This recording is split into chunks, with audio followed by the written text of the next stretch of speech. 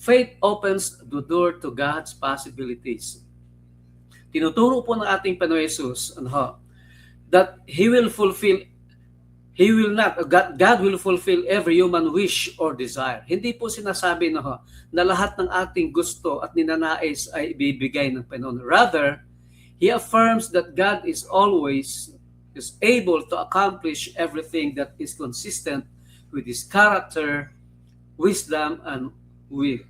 So, ibig sabihin po niyan, faith is not believing that God will do whatever we want.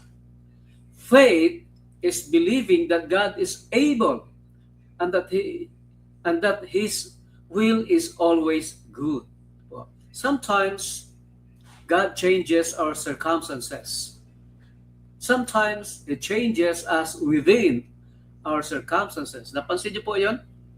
Minsan binabago ng Panginoon ang mga pangyayari sa buhay. Minsan naman ay binabago tayo ng Panginoon sa pagbabago ng ating mga nangyayari sa ating buhay. But both are miracles of grace. Parang si Apostle Paul, sabi po sa talata, he prayed 3 times for his thorn in the flesh to be removed. Pero mga kapatid, God did not remove it.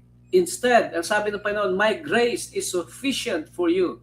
My strength is made perfect in weakness. Napansin po din nyo, maring hindi tayo alisin ng Panginoon sa ating mga kalagayan na mahihirap. Pero sabi ng Panginoon, kaya mo yan.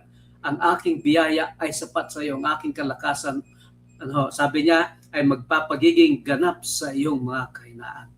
So the miracle was not the removal of the problem, but the sustaining power of God's grace. Parang katulad po yan ng isang mountain climber. A mountain climber cannot move the mountain.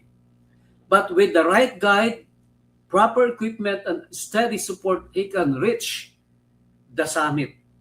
Likewise, God will not always remove the mountain before us, but He promises to help us climb it.